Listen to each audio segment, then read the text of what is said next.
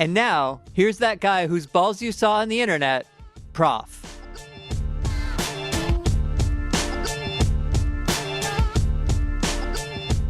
I just burped really loud on the Sway show on live TV. And he was like, whoa, that's crazy. I was like, I don't know. That's kind of like my shit. I don't know. Right. Yeah, I've seen like some of the party videos, your 27th birthday, some of the videos like that where you were sort of had some antics with you and your friends. This girl seen me spitting in the food. Our food spoon be spitting. She gonna spit on my clam strips. I'm gonna pour this whole thing in your hands. Yeah, I broke my back that day. So that was cool. Yeah. How did you, during the show? During the filming of that 27th birthday thing. Yeah. That night, just running around afterwards. I think I fell off a garage or something, or just jumping. I would say, but you have a habit of jumping into into odd places. Yeah, I have a bad history of doing that. So knee surgery, back surgery, hernia surgery. So basically a lot of surgeries in the past 5 years. So that's my record has taken 3 years to put out since my last one. Yeah, I was going to ask about that because like some of those injuries, like you said, are from kind of playing around. All preventable. A lot of them are from the live show. Yeah. Or from, like you said, the knee surgery and hernias and all that kind of stuff. Mm-hmm. Have you thought about adjusting your performances at all to like limit that? I mean, I went back on the road for my knee surgery. The recuperation time was like 8 weeks to 12 weeks. And on the very day of 8 weeks, I was out on stage.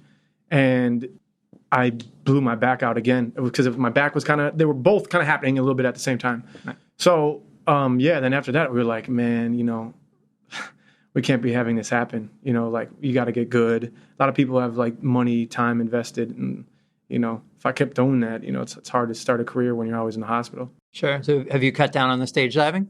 Yeah, mostly because I have in-ears now, my in-ear pieces. You know what I'm saying? So if I jump out there, the cords get ripped. And, I had a show with Atmosphere. It's like a sold-out show, like 2,000 people. And some girl was just like, and just, reached up and just yanked the cord out. And I'm like, everything stops. I'm like, bitch, Fundo, stop the music. I'm like, dude, if you start unplugging things like in the show's going to stop. Like, right. I don't know what you're thinking. So I was like, I really can't be jumping in the crowd with those on. Sometimes at the end of shows, I'll just rip them off. In the last couple songs, I'll still do that. But I think what I've stopped a little bit was like the after show, jumping off of like car garages and into rivers and stuff. Into packages of vegetables in supermarkets. Yeah, stuff like that. Yeah. Mm-hmm. I read something you were saying about like the difference between kind of the shows and the meet and greets. Yeah. Which was like the shows you said, okay, you do them, mostly sober or whatever. Yeah. But at the meet and greets, at least, when you were giving this interview, you said, everyone's drunk, everyone's buying you shots. And so you end up trashed pretty much at every meet and greet. Is that kind of still the case? Yeah, that's kind of right on. It's like there's been a couple meet and greets where I'm just like, I'm not drinking. And I get back there and people are like, they've waited a month for me to get there. And I'm like, I was just drinking last night, the night before.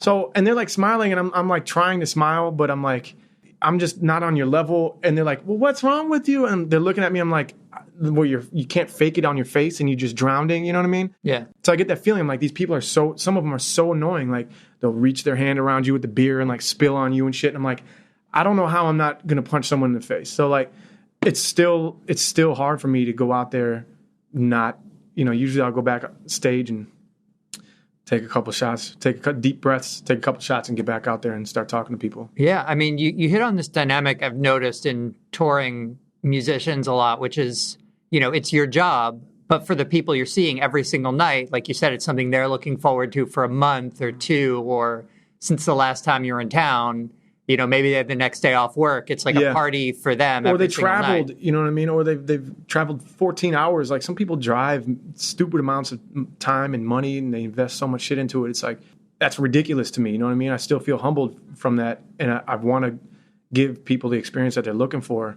But sometimes it just kills me. You know what I mean? So you just got to take care of your body as much as you can, really. Yeah. So you have, Liability, the new album, as we're talking, coming out very soon. Yeah. So your previous albums, you've given away, tens of thousands of copies when you add up, all the stuff you gave out on tour. Over 100,000 or 200,000, something crazy like that. Wow. Yeah, when you add out all the copies you've given out on tour and downloads and the 4 or 5 projects over a bunch of years. Yeah. How is it different to think, just even to conceive of like, oh, this is an album I have to sell? It's weird, man. The other day I was in a car, like riding in the back seat, and someone had a huge, the album booklet, the 4x4, just really thick. And I'm looking at Fundo. I'm like, look at this. Look at this old school stupid shit. Like, look at all this dude's CD collection. And then it dawned on me, I'm like, I'm trying to sell these. Like, that's really weird, But I mean, most of my revenue is still going to come from like live shows and whatever. I mean, I guess it's just like an added, piece of revenue that'll come in, But it still kind of sucks that like labels and magazines are still looking at like record sales as some sort of official, gauge, some litmus test, you know what I'm saying? And I don't know if that's completely the right way to do it anymore, but I still would like to sell a lot of records to show people like, hey, just to turn some heads maybe and be like, I'm here, you know what I mean? Just even if few 100,000 million, whatever. Right. Did you think about it any differently because it's, for Rhymesayers, because it's something you're selling, like in the actual process of making it? Did you approach it differently than any of the other tapes? Never. Everything I do, I do it because it excites me. If I'm hear a beat, if I don't like it, I throw it away. Next.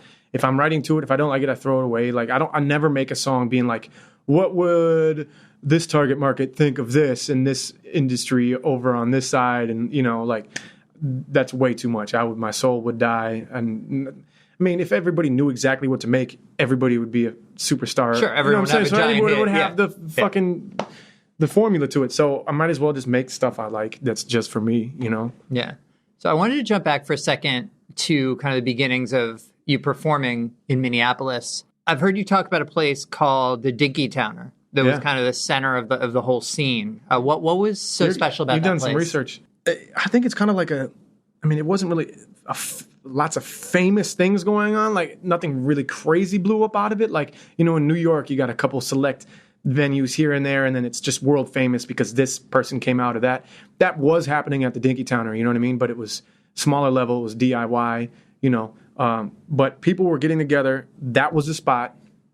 I would go there 3-4 times a week and just get drunk and just battle people. Like hood motherfuckers were there, backpackers were there. We'd all go there, sharpen our knives. It was a small, grimy venue, so you could perform there. There was a Saturday show that was thrown that was every single Saturday. So all the local rappers would come and have their Saturday, and it was good. Nowadays in Minneapolis, that's not around. There's not like one single place where... Nowadays, I think people will get scooped up and like signed to labels even out of Minneapolis now. Like even like they'll release, someone says, oh shit, they got like 10,000 listens on this one track over here on SoundCloud. Boom, like they would get signed up now. There isn't like one venue that we'll go to and people would just like culturize. It's like it's on the internet now. So I don't think people get together like they were doing back then. And I'm happy that I was probably one of the last people that were like, doing that out of Minneapolis. And I heard about something you used to do there called drunk shows. Oh God, yeah, yeah, we did those. We had to stop those. we would throw a show. There wasn't like a backstage there, and at this time we were kind of cracking. Like there was, I think the sellout there was like 400 or something like that. And we were selling it out, and the idea of these shows was you come, we're gonna kick it. There won't be any other acts, and we'll drink at the bar. You buy me these shots. I will drink everything. I won't refuse a drink. Show will start when my partner at the time, Roswell, when he throws up, we'll get on stage. So it was bad. It was really bad. So he threw up in a bucket and it was on, and it was really sloppy. We had our set list behind us that was written on a like a 3 by like 9 foot sheet. So we just look back and remember it. And I don't really remember much. I remember I'm always into my craft and I want to hit those notes. I want to get those syllables. And I remember there was one time I was like, okay, I'm chopping, I'm going fast. And I was just like, my lips didn't work. And I'm like, oh, fuck it, I'm drunk. And I just jumped out there. And I remember being like, I I felt like I had like whiskey dick in front of everybody, you know, like if that's the reason they're coming to see this show, like they're not going to get that, you know? And so the drunk 3 is when we stopped. I pulled down my pants, showed my asshole, like bent over, like spread my ass cheeks, and then jumped into the crowd bottomless. And then like the next day it was like on Facebook and shit. Like, and I'm like, I didn't remember that at all. Like I remember getting on stage, like I couldn't get on stage. The stage is like 4 feet tall. I remember someone rolling me on the stage like a hot dog. Ta-da! Like I'll start the show, you know? And I saw that and I'm seeing my balls all over the internet and shit. And I'm like, can't do this again, you know? And Fundo, my DJ, woke up behind the turntables in that venue at like 6 a.m, you know, when they were like reopening, like, I don't, you know. So we had to stop that, you know? Yeah. I was just going to ask if you'd ever seen any video of any of those shows, and it seems like maybe you have. Yeah, I mean, I had those pictures deleted, but I haven't seen videos from those shows in years. I don't know. Yeah. So when you were growing up, it seemed like you kind of lived in 2 different places, with your dad in kind of a poor area, and then with your mom and stepfather in a richer Hills. area. Yeah. So how did being in both those worlds affect you? I don't know. Linden Hills was like, it's right by Lake Harriet. I mean, it's still like in the city, but it's super nice. And I would like go fishing in the mornings and shit, like on the weekends, you know? I'd be fishing with my stepbrother.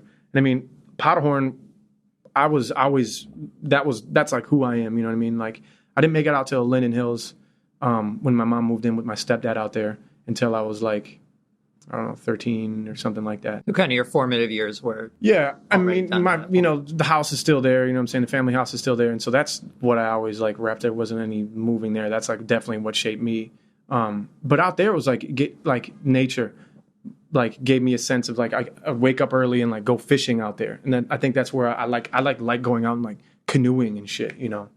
So, but I mean, even out there, we were in a triplex, you know what I'm saying? A lot of people would be like, man, that dude's rich. He grew up in Linden Hills. And like, I'll see that, you know, on the internet and be like, man, fuck, man. I lived in a triplex. And in Linden Hills, my room was cut off by a wall. My brother had the other room and I had this room. And I didn't have any fucking heat in that room. In the middle of winter, I had like a lava lamp and a 40. It was just like a...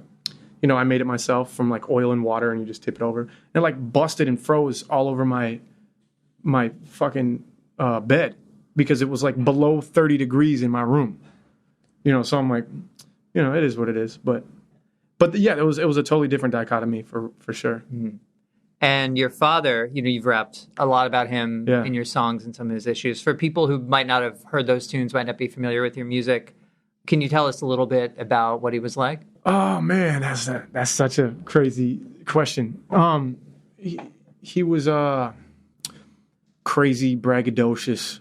I mean, he was a preacher, so I mean, he's a rapper. You know what I'm saying? Like he's just like me. You know, that's where I get my stage presence from.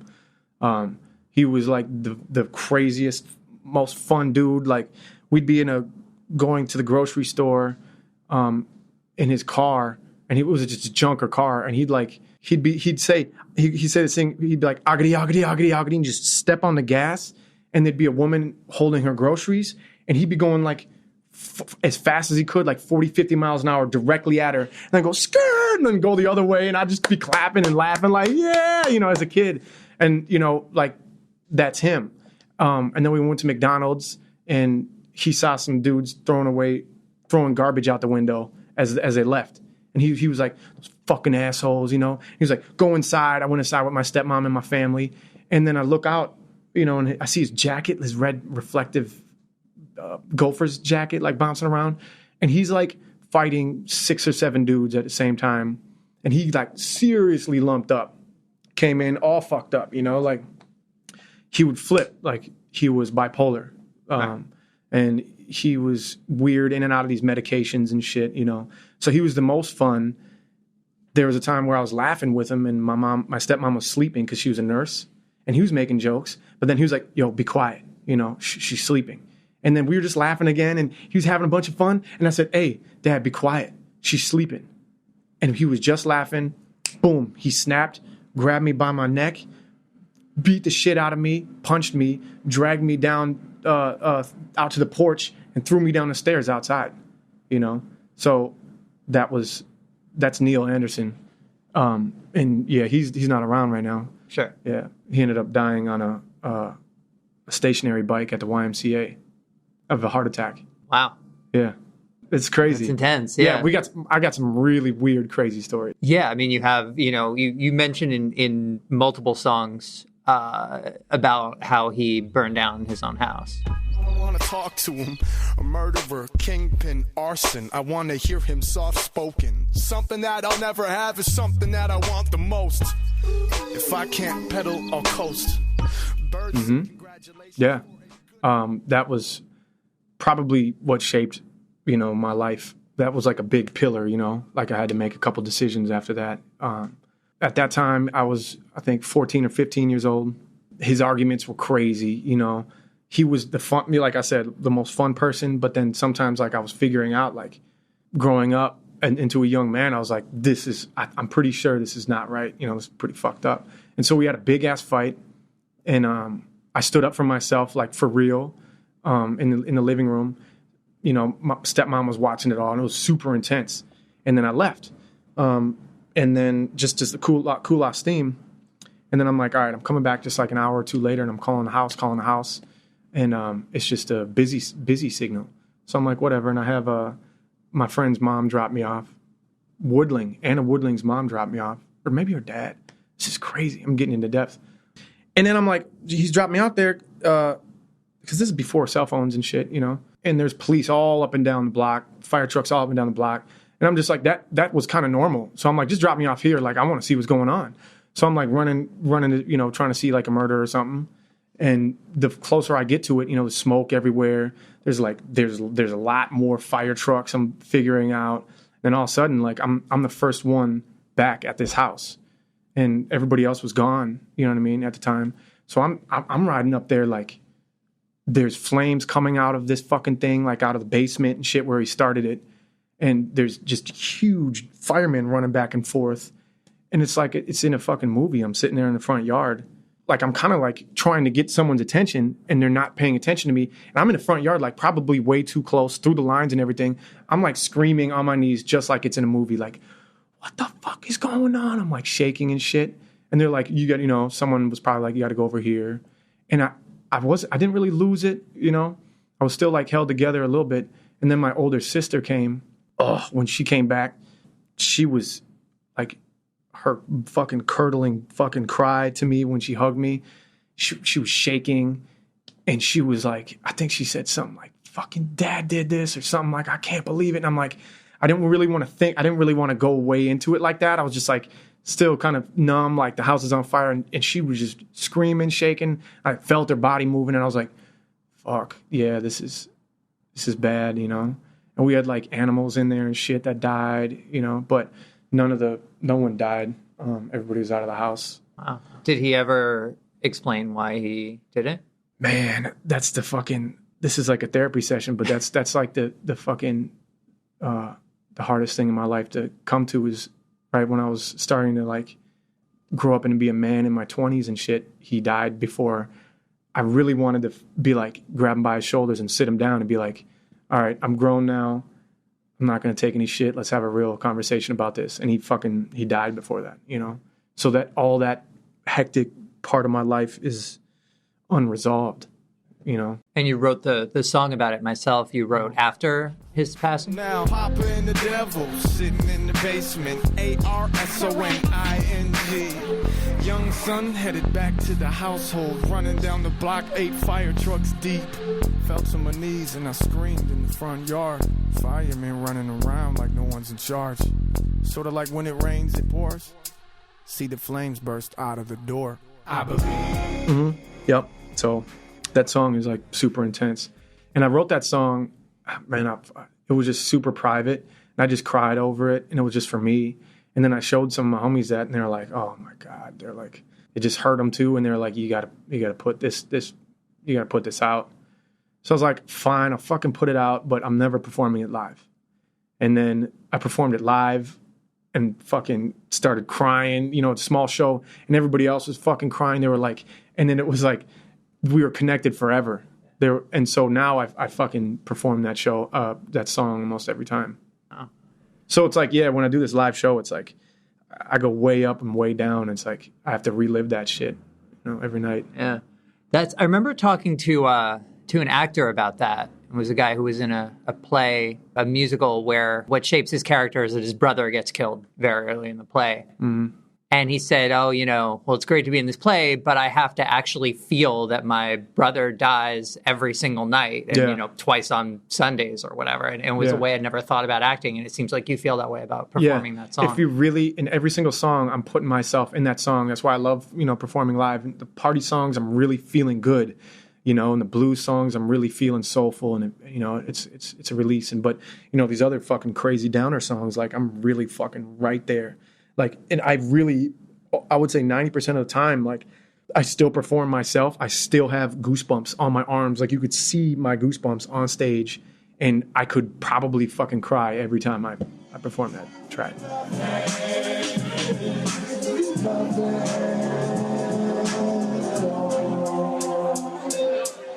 My papa got some big problems. I'm getting older and I'm sick about it. It's getting harder just to live around it. I need to take a stand as a man. I need to be about it, ring around the rosy round. But, like you were saying, you obviously have a ton of party songs you do as well. Yeah. Some of the ways you write your songs seem to kind of lend themselves to the live performance a bit. You have like chants and breakdowns and, sort of extended sections like that, almost kind of like a dance music vibe in some way. Yeah. Make a couple stories. First we having fun. First we getting crunk. Put your both hands up and sing it with me now, buddy. Yeah, buddy. If you feel me, buddy. When you write stuff like that, are you thinking like, oh, this is gonna go great when I perform it live? Does that I don't write it for live. I don't write shit for live. Yeah. Which maybe I should, because there's a track off of it that I try to perform live off of Liability. That's new. Love Like Mine. And I sing this, I hit this note that's like fucking impossible.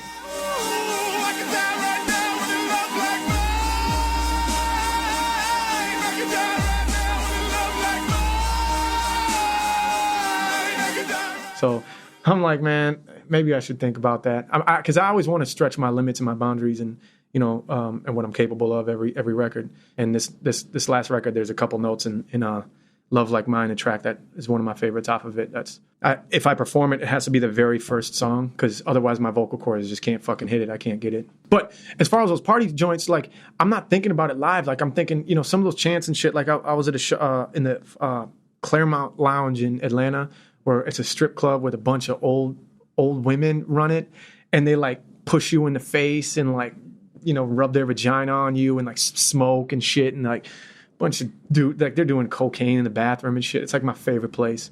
But there was one time where we ordered like 30 PBRs, like 30 or 4 beers, and we're in the corner and we just cracked these fucking things, and we got some hot ass girls with us too from Atlanta, and we're just pouring beers all over ourselves, and we start like chanting "We in public," like "We in public, we in public," and like my memories of that, and like when people get together just and start chanting weird shit, it could be like a soccer fans, they just get together and they sing the same thing, and they share the same like exuberance and joy, you know what I mean? Like, so when I'm doing that, I'm just thinking about people getting together, doing the same thing. Yeah, and then you have, Animal, I'm thinking of particularly, where you have the chant that goes on at the end, and then in the video you actually turn it into a dance. Yeah. Which is pretty fun. Animal, PROF was his name, oh, bingo. Wonder why I move like a gringo. Got a little dance and it goes like this, yo. Start lined up like someone shooting a free throw. Line them up, look them down. Pick them up, take them out. Hit them up, lay it on. Take it off, start again. Line them up, look them down. Pick them up, take them out. Hit them up, lay it on. Take it off, start again. Line them up, look them down. Yeah, I like weird little dances too. I'm not too cool for that shit.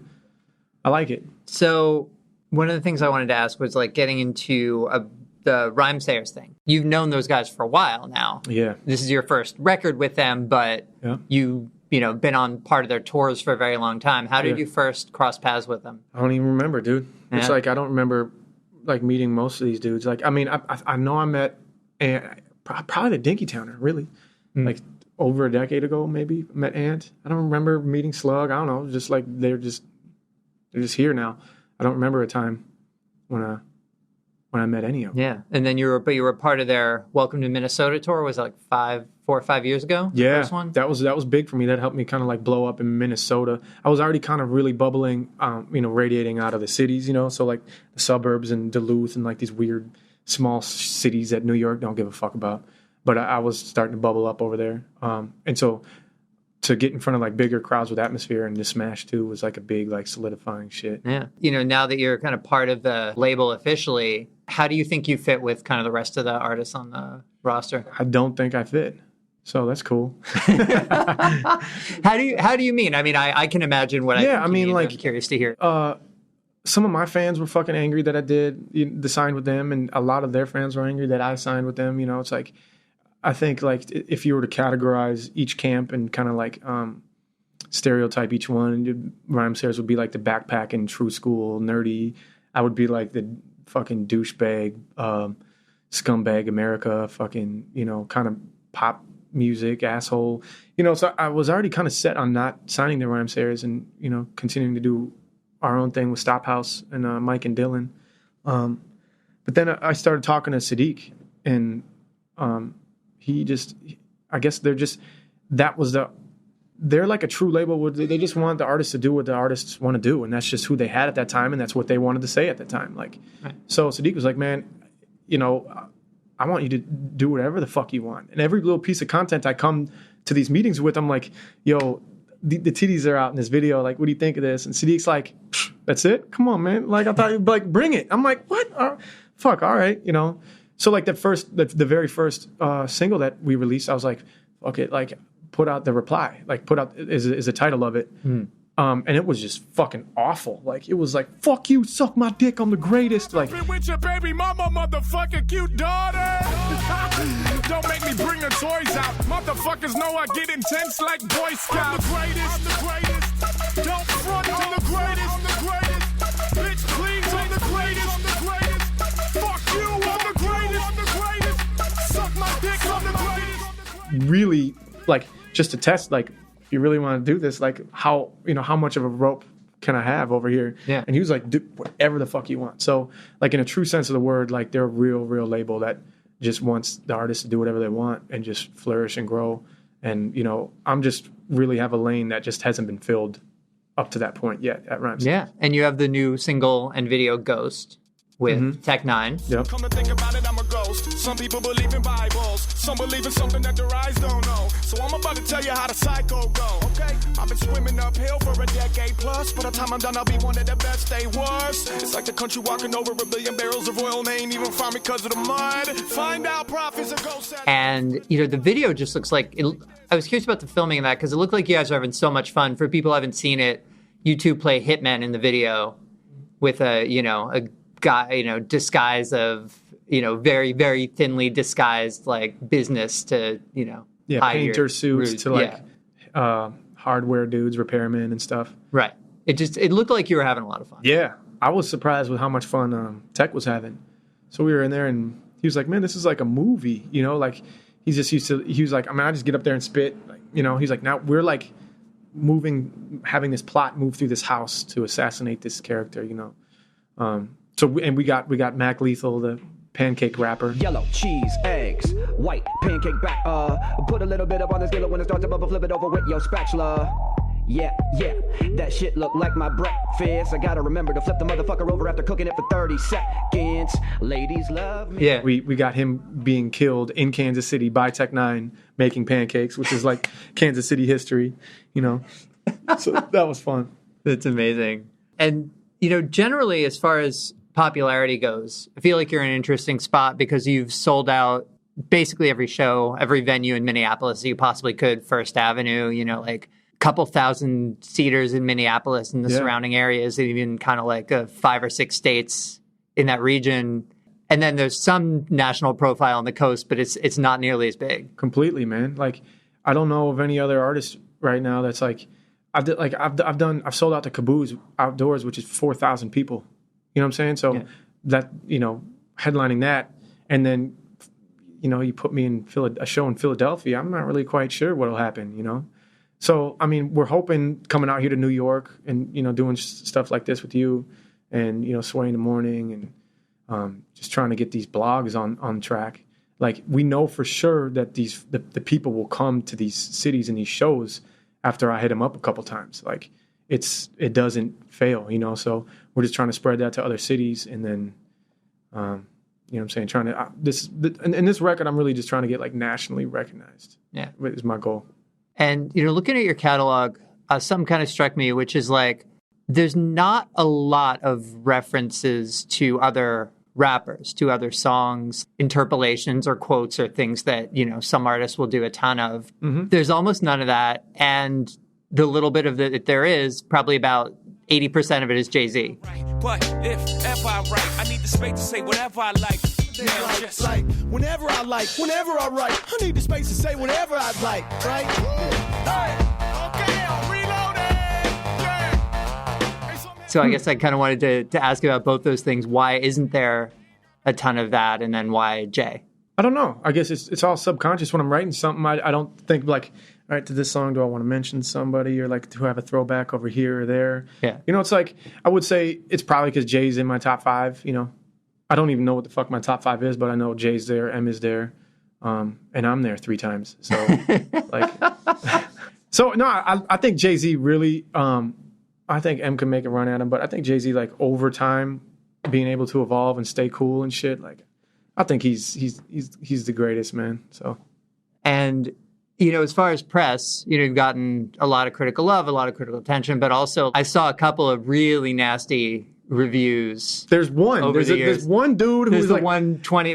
I think 2011, the Daily Planet guy. Yeah, the Daily Planet he is guy. such a small dude. He's such a small time dude, but we love this, and so we threw it out, and like that gets so much attention. You know what I mean? So yeah. So when you read something like that, I guess my question is like, how do you react? So for people who haven't seen it, we'll link it on the show notes. He calls your music rap at its worst. Yeah. In an article entitled PROF's King Gompo is Rap at Its Worst, published in the Twin Cities Daily Planet in 2011, Dwight Hobbs writes the following. PROF's King Gompo is asinine, narcissistic self-indulgence run completely riot without a shred of redeeming artistry. When this knuckle-dragging Neanderthal isn't waxing vulgar enough to turn a buzzard's stomach, he's breaking an arm, patting himself on the back with self-congratulations for being a white man. Particularly a white man boldly going where mostly black men have gone before as a ghetto-spawned phenomenon. It's enough to make you wonder just how much worse things can get, how much more rap can degenerate into a base, ruthlessly appropriated ripoff of the legitimate, groundbreaking art form it started out as. Suck a dick, snuffleupagus, nothing but freaks in the room. I'm like, this dude must be a fucking idiot. Can you hear like the wordplay, the syllables, and just like any of that shit? Like, I don't know. I think he just listened to like 2 songs, and he heard like maybe, probably 500 things that offended him in the first 2 songs, and was like, fuck this. And he, he's old as hell, and he was like, I can't listen to this music anymore. I mean, it's my fucking job. Like, if I made music that would like my old ass fucking grandma would like, man, I wouldn't be doing my job. Like, I'm not making music for dudes or people in their 50s or 60s. It's like, and I'm not nothing new either. Like, fucking, like every single genre of all time has done this, and the newer generations came up and been fucking a little edgy. You know what I'm saying? It happened in jazz and fucking punk rock, and it's like, it's forever. Yeah, well, it's funny. We were talking about Luke Campbell before we were on air, and some of the stuff around your videos and some of your songs, I think, kind of brings me to mind to some of the early 2 Live Crew, I think, at least in terms of image, if not music. Mm-hmm. And I'm like, that's nothing new either. I'm like, people are like, man, your ego, like, I'm like, newsflash, like a rapper thinks he's fucking good. I'm like, get something else to talk about. Like, of course I think I'm good. Like, why would I be here in New York trying to do this? You know what I mean? Yeah. And I wanted to talk to you about some of your cover art choices. Yeah. Some questions about it. First off, like the Kaiser von Powderhorn 3. Yeah, man. Sort of an homage to Pen and Pixel. Yeah. Pen and Pixel is a Houston graphic design firm who were, for a long time, the in-house artists for the famous No Limit Records label. The firm is well known for its use of 3D and effects-laden text to make album titles and artist names look like they were made of diamonds, gold, or other kinds of jewelry. These typically overlay a scene depicting the album artist, who is frequently surrounded by women, cars, heavy weaponry, alcohol, drugs, or anything else that made sense. Notable examples of their style are Master P's The Last Dawn, Mystical's Ghetto Fabulous, Snoop Dogg's The Game Is to Be Sold Not Told, and the absolutely has to be seen to be believed cover of Big Bear's Doin' Things. Prof's Kaiser von Powderhorn 3 looks like it could have come from the studio, except when you look closer, the women are all very pregnant, Prof is wearing a neck brace, and the vehicles in the background are a minivan and a cash-filled stroller. Vanilla ice, yippee-ki-yay, your boy is a Kaiser. Everywhere I go, I'm shitting on them. Diapers, icky. I got you rethinking. We did that. We shot it out. We were like, let's just do like a no limit cover, just make it nasty. So we make a call out like who's the models, are you available these days? And then on Facebook, and we get a hit back that's like, we're in the office at the same time, and like Mike's like, yo, he's like, this chick was like, I would love to model for you, but I'm 8 months pregnant, or like 9 months pregnant. And we're like, we're like, wouldn't that be funny? Just, hey, let's switch it out. Like, are you pregnant? Or, do this and that. And then we'd like stop laughing and looked at each other like, yo, let's do that. So scratch that, delete that post, shout out who's fucking 9 months pregnant right now, who's ready to get in a bikini and some high heels. And then everybody, like, it was in the cards, man. They all filed in. It was the craziest photo shoot, man. I'm in there with like literally like everybody's over 9 months or more, and they're all in bikinis, and the estrogen is just like seeping through every single crevice. You know what I'm saying? It's just leaking. The love in there was fucking intense, dude. It was so beautiful. It was like, girls, so look at your body. You feel great. And I'm like, I feel great. That like, this is amazing. Like, there's a couple shots that didn't make it when we all laid on the ground. Yeah. And I'm in the middle of fucking 7 or 8 just pregnant women in skin to skin. Like, there's like other animals I can't see that are living that are like piled underneath all this flesh. You know what I'm saying? And it was great. That's amazing. And then you had the King Gumpo cover based on Gummo. Yep, based on Gummo. Yeah, I love that shit. I'm a fan of those ideas. I'm a fan of moments of that movie. I think timing and stuff and how it's edited might be a little bit better. Like, I wouldn't sit and watch that a billion times, but some of that shit is priceless, groundbreaking, new. Like, when they actually get those two brothers fighting in that room and shit. Damn, shit. Damn, man, what is that? Shit, all right. Oh, fuck. Shit, man. Give me them shoes. So what's for dinner, man? You cooking tonight? They actually get real people drunk wrestling with chairs. Like, that just spoke to me at the time. There's a thread that kind of runs through probably half a dozen of your songs, maybe more, where you call yourself an animal. Incredible. I am such an animal. Work ethic unimaginable. What does that mean to you? Like, why do you keep coming back to that particular image or metaphor or whatever? It's real to me. It's like, it's real. And I love animals, dude. I love drawing and painting animals. I'm a visual artist. I've done most of the work that you've seen, all those covers and stuff. Like, a majority of that I designed, and do all my posters still. I want to stop that shit because I don't got time for that shit anymore. Yeah. But like, if I got time, I'll go at home and I'll paint an animal. Like, I love animals, and it's real to me. Like, it's human to me, because we're animals. Like, I heard people talking like a lot of this fucking, don't blow up or go mainstream and shit. Like, I talked to someone the other day, and they're like, man, if I blow up, I'm gonna sell out right away. I'm gonna get all this money and shit. I'm like, I just laughed. I was like, man, that is so human. Like, you are not a machine. You're vulnerable to this and that. Like, that is more human than a lot of this fucking, true school hip hop shit is like so fucking robotic to these fucking laws. You know what I'm saying? So, I just think it's a little bit wider, and just, it is who we are, man. We're just animals out here. And do you have a couple rap name things? We went to art. I want to talk to names. Where did Kaiser von Powderhorn come from? Came from Powderhorn. Kaiser von Powderhorn was a dog of mine. Listen, women, Kaiser von Powderhorn is up in your kitchen. And so in the 90s, Powderhorn was nothing nice. You know what I'm saying? Like, I was fucking getting picked on. I mean, that was a culture at the time. It was a black neighborhood. The fucking anger was real. Like, it was a result of, fucking real systematic oppression, fucking housing the markets, and motherfuckers were angry, But it's hard to take all that in at 8 years old or whatever. Yeah, so I was getting jumped all the fucking time. Like, I couldn't ride my bike, even the fucking, I was getting fucking beat up, And so I was like, what the fuck am I going to do? Like, I started hanging out with some fucking gully motherfuckers who accepted me and, handed me this knife. I'm like, I gotta fucking stab someone. Like, I gotta be the hardest if I gotta be out here, or else I gotta fucking stay inside all the time. And I remember just like thinking about this, for a long ass time. Like, I gotta fucking kill somebody, you know what I mean? Or I can't go out. Like, what do you want to do?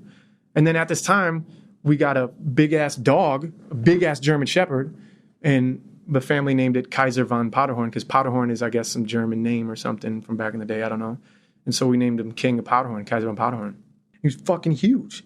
And, he grew up to be enormous, and he was a fucking German Shepherd. And he wasn't going to take any shit, so I could walk around the park with this big-ass dog, And he happened to be a purebred white German Shepherd. So I don't want to bring this race into it or anything like that. So that was weird, but you knew, like, he was recognized all around, like, and he was angry as fuck. So it wasn't like a normal German Shepherd where this dude was shining like a fucking prince, So I'd walk in being like, and they would go out to the other side of the block and shit. So that's where I got that swag from. And, that's like my persona doing those mixtapes, those Kaiser von Powderhorn. Like, I'll just eat you, I'll kill you, Yeah. And Prof, your actual name, where did that?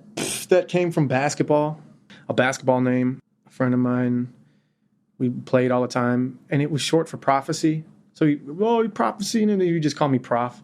And then I didn't like prophecy. Then I just went with Prof, and he would just call me Prof all the time. And so I was like, all right, then that's it. I don't think it's a good name at all. I mean, if I fucking came out now, I'd change that shit. I think it's kind of boring. I think it's close to Proof. I just think it's weird, But sonically, how it sounded, Prof, it is weird personality. It just fell into me, So. Yeah. And, when I was listening.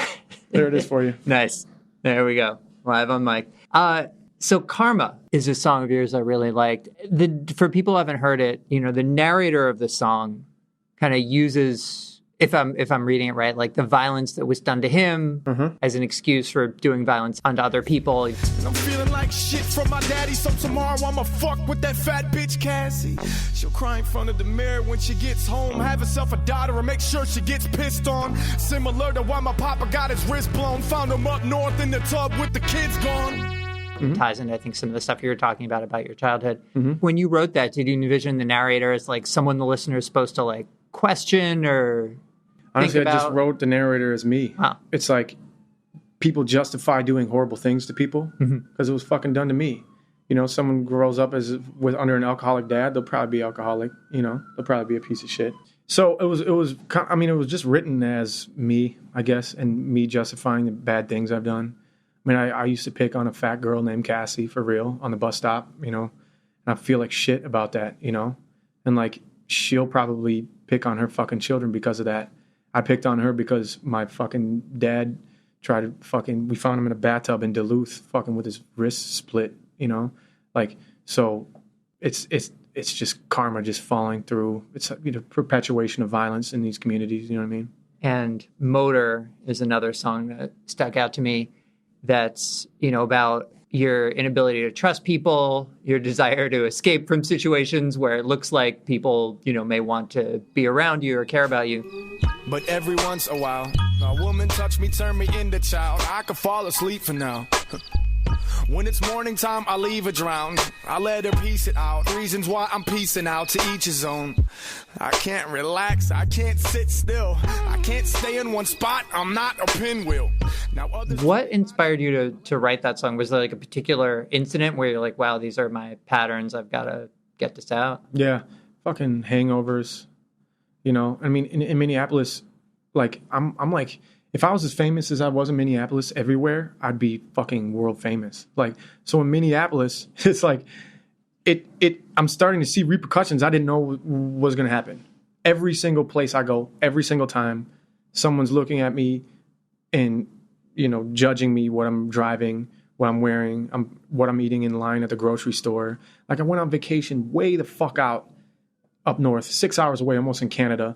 I'm having a meal, and it's turning into a photo op. I'm taking pictures with the whole staff. I'm sitting down trying to eat, and I'm like, oh man, I would just love to I came here for a vacation. You know what I'm saying? I kind of love to be away from this. And so, like, that's what it is, man. And like, that's happening in Minneapolis right now. It's like, I don't go out like I used to. You know what I mean? I just fucking stay at home. I don't know what the end game is. You know what I mean? It's just get worse and worse. Like Eminem fucking, when he was at Lollapalooza a couple years ago when I was there with Atmosphere, like he showed up in like 13 or 14 matching SUVs. He left, all the SUVs went in different directions. Like he had to shut down the block, you know. It's just like, what's your definition of success? How far you want to take this? How, you know, I'm starting to develop some sort of paranoia out in public. You know, it's fucking different when you look at someone. Normally, you go on your way. Like I know I can just feel something in a room. I look is completely different, and I just know it everywhere I go, and it's hard to relax sometimes. And that's, I think, what Motor's about. You know, it's just trying to be regular again. Like fucking A, can I just eat well and like relax and, you know what I'm saying, work out and get my body right every once in a while, you know? Yeah. So that's an interesting spot for you to be in now, where on one hand, you know, you're seeing fame and kind of like the difficult things about it. And on the other hand, you're working 24/7 to try to increase that and take a big step towards it. Yeah.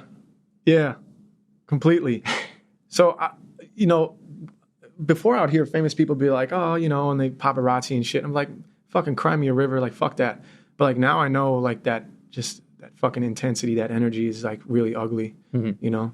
So, you know, maybe I just want the money. I don't know. The fame's pretty cool, but I think I already don't really need that. But, you know, fuck it. I do need that because I want to sell out shows. So, and that's, I love doing shows. That's like what I'm best at in life, rather than like, you know, fellatio or whatever.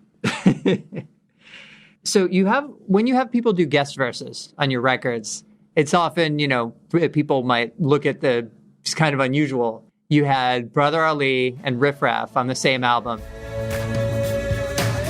God-given, you don't gotta follow my religion to recognize that I'm different. Can't contain it, grab it, tame it, chain cage or enslave my dedication. I'm floating in my blimp and I'm staring in the mirror. Diamonds crystal clear, man. It's a blimp, 07 blimp. I'ma just pull up iceberg 10. I think you might be the only person in history to ever have that happen. I never even really realized that. Yeah. When you think about having someone on a track, you know, what kinds of things are you thinking about? What kind of things come to mind in terms of who to collaborate with? I don't know. I really don't think about having people on a track. Like, I'm not like, okay, it's always the beat has to come first, and how do I feel about that? I on this record, fucking Waka Flocka, PD Pablo, and Tech Nine. Like what? Like I didn't sit down and was like, let's put these are my target market. This is my goal here. These three dudes. Like it always happens in the song after I listen to it a bunch of times. I listen to the song a bunch of times, and it just pops up fucking randomly, you know, and that's what it is. And I want to do I want to cast a huge net and make all types of weird music that makes you feel all types of ways. Like, I want to be able to do a track with Riff Raff and Brother Ali. Like, I don't want to be stuck in one lane. I'm on all the lanes, you know. I want to do everything. I don't want to be boxed into something, you know. So I want to be able to, in the future, if I do something way out of left field, like, man, I already did it. Like, you know, I don't want permission to try something new. I just want to do it as I go, and the guests kind of reflect that, you know. And you've talked a lot so far about live performance and, you know, loving shows and all that. How did you get good at playing live? Like, how did you develop as a live performer? Honestly, man, no one's ever asked me that question. I really do believe I was there at the beginning. I've learned a lot and gotten a lot better, and I can handle a situation where there are only 12 people coming to the show. I can perform in front of 30,000 people. I know how to do all types of shit. You know, I was on a Sway show, and he was like, "Man, like, you really know how to handle yourself." But because of your history, you know, you've been doing this for so long, you don't even need to tell anybody that. You can just step right in there and do it. So I know how to work different rooms and shit. But my desire to be great live was like the very first fucking show. You know, I wanted my intensity, how I want to just focus in on the crowd and be at the same place at the same time as everybody else. Every word is important. Like, I've always been that way, to really, really focus in and try and do my best. It's been a huge focus of mine. And one thing that I know has been important to your sound that's been talked about a little less is one of Fundo's groups, the DJ collective Get Crifey.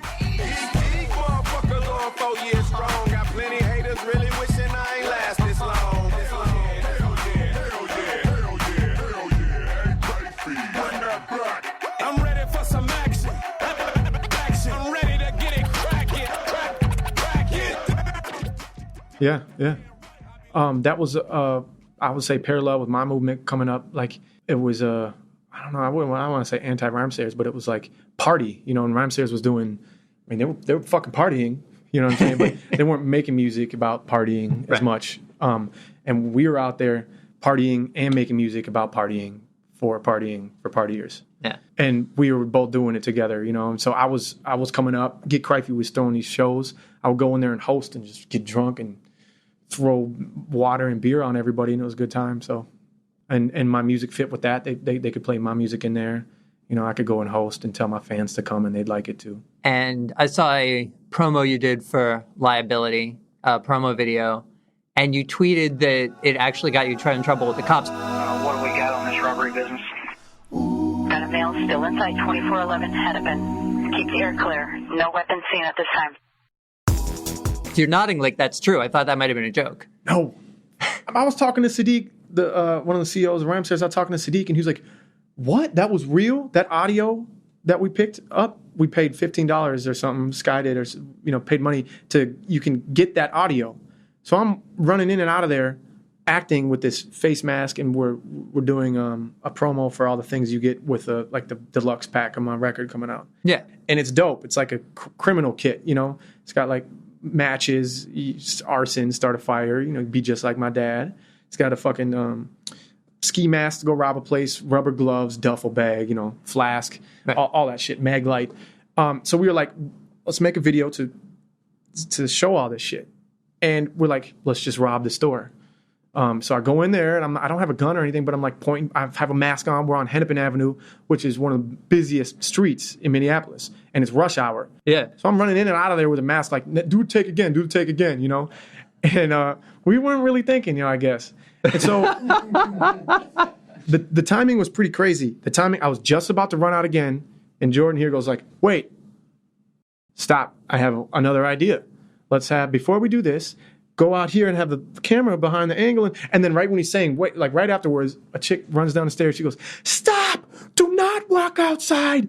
Don't move. The police are here. I'm like, what? I was just about to run outside to do the same again. I look over, and through the glass, like they came through, no sirens on, fucking shotguns, pistols out, crawling, edging alongside of the fucking glass, guns out. And I'm sitting there, this storefront is just all glass, So I'm like, oh, and I see them, and I'm like, I'm like, hey, there's guns, the guns are out, and I take off my mask. I'm like, dudes, bros, like, yeah, don't shoot me.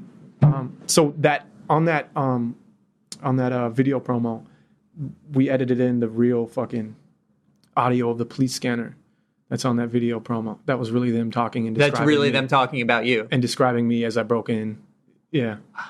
So it worked. I want that video to get more shine because it like came together, So I don't know what's that video called. Put your hands up, Prof. on under the Rhymesayers. Yeah, we'll link to it as well. So you have a tour coming up. The Liability tour. It's my first national headlining tour, and we're just gonna see what happens, man. We're gonna go out there and try and kill it. Do what we do. Nacho Picasso's opening up. She got big ass titties with the round long nipples, about the size of a quarter, or maybe a nickel. I took a bump off her nipple, the coat gave me the sniffles. I put a hand on my pickle, I told her, give me a wiggle. Told her, hey. Oh, nice. I heard he's fucking nasty and crazy, so we'll see if we make it to the end. You know what I'm saying? So if come to the show quick, it might not ever happen again. You might never see it again. Nice. And one last thing, I was looking at a video of the homecoming show you did at First Avenue, and I saw you had a giant Flaming Lips style ball that you rolled through the crowd on. Yeah, man. Why not? How does one go about making something like that happen? I go like, hey, let's do this. And then I just want to do fun, crazy shit at shows. And so, everything has been done already before, over and over again. I'm still looking to do something completely original, but I'm like, I want to go in. I just want to be involved. I want to jump in the crowd in all types of different ways and fuck things up, man. And so, the tour is going to be the shit. Yeah. There's going to be a lot of new music. I'm really excited for it. How was the ball thing to actually do? You got to get in there, and then I don't know. It's kind of awkward, man, to tell you the truth. It's like hard to do.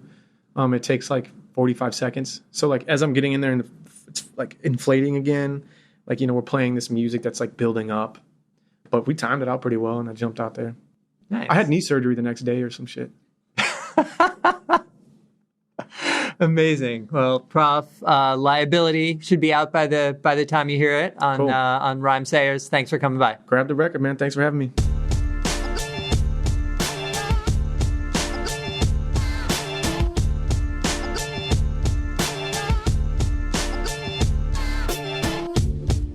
Conversations on this show can go a lot of ways. Historic, stylistic, artistic, but rarely do they get as personal as they did with Prof. I'm glad he got a chance to share so much of his story. I think it's very clear that he's far more than the one-dimensional party animal some critics, or at least one particular critic, make him out to be. Join us next week when our guest will be Paul Wall. The Houston rapper was one of the key figures in his city's journey from hip-hop's outskirts to its mainstream in the mid-2000s. He also has a long-running, successful second hustle as a jeweler and maker of custom grills. We talk about Swisher House's run at the top of the charts, the time one of his grills got banned from the Olympics, and much, much more. As I mentioned at the top, make sure you subscribe on your podcast app of choice. If that app happens to be iTunes, give us a rating or a review. If you want to take an extra step to support the show, you can make a donation at patreon.com/The Cypher Show. Even a couple bucks a month will go a long way. You can find us everywhere on social media at The Cypher Show. Hit us up. Let us know what you thought of this episode, ideas you have for future guests, anything you'd want to talk about. More information about this or any other episode, including playlists and show notes, can be found at thecyphershow.com. The Cypher is created and written by Sean Sotaro. And the estrogen is just like seeping through every single crevice. The show is produced and engineered by Josh Cross at Crosstown Studios. I love drawing and painting animals. If I got time, I'll go at home and I'll paint an animal. Like, I love animals. Our music is by 42 Ghosts. I still have goosebumps on my arms. Like, you could see my goosebumps on stage. Special thanks to our largest Patreon supporter, Vikram. I'm seeing my balls all over the internet and shit. We'll see you next time around on The Cypher.